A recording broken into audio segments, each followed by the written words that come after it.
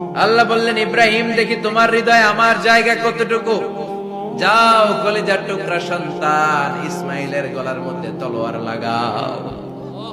সাইয়েদনা ইব্রাহিম বিয়ে করার পর থেকে আল্লাহর কাছে চাইতে চাইতে শেষ, মাগার সন্তান হয় না। ওনার প্রথম সন্তানটা হয়েছিল সাইয়েদনা ইসমাইল যখন জন্মগ্রহণ করেছে, ইব্রাহিমের বয়স ছিল 86 বছর। সুবহানাল্লাহ কইতে মনে চায় না? এই এলাকায় আসেনি 86 বছর বয়সে সন্তান হয়েছে? হ্যাঁ, এরকম শক্তিশালী পুরুষ কেউ আছে? 86 বছর বয়সে তো হাঁটতেই পারে না। কথা কর।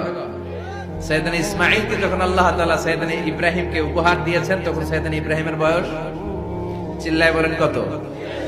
86 বছর বয়সে যে কলিজার টুকরা সন্তানটাকে হাতে পেলেন, চাঁদের মতো সুন্দর ছেলে। আল্লাহ বললেন, দেখি আমার হৃদয়ে তোমার জায়গা কতটুকু, ইসমাইল রে জবাই করো। বলতে দেরি, ছুরি লাগাতে দেরি হয় না।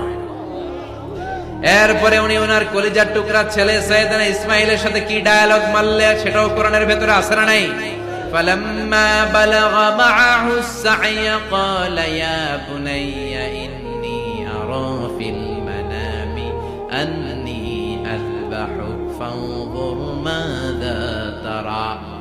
তিনি ছেলের ডাকে বললেন, ও আমার কলিজার টুকরা ছেলে ইসমাইল, গত রাতে আমি স্বপ্ন দেখেছি যে আমি তোমাকে জবাই করছি। ফাংদুর মাযা তারা, তোমার অভিমত কি, অপিনিয়ন কি জানাও। সুবহানাল্লাহ বলেন। ছেলেরা বললেন, আমি স্বপ্নে দেখেছি তোমারে জবাই করতেছি, তোমার অভিমত কি? আমগরে যদি আমগো আব্বারা কইতাম আমার দেখান নাই, বড়টারে দেখছে। কথা কন। বড়টাই কইতো আমার না মাজ্জাডারে দেখছেন, মাজ্জাডারে কইলে কইতো ছোটটারে দেখছেন।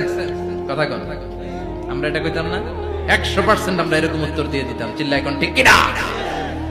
কিন্তু সৈয়দনা ইসমাইল কেমন ছেলে, বাপ কা বেটা সিপাহী কা ঘোড়া, কুছ না হতো থোড়া থোড়া, ঠিক কিনা? ছেলে বলল, ইয়া আবাতি ফআল মা তুমারু সাতাজিদুনি ইনশাআল্লাহু মিনাস সাবিরিন।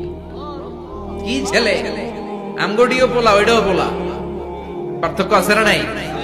ছেলে কয়, বাবা আমি তো ডরাই না, আমি ডরাই আমনেরে লইয়া।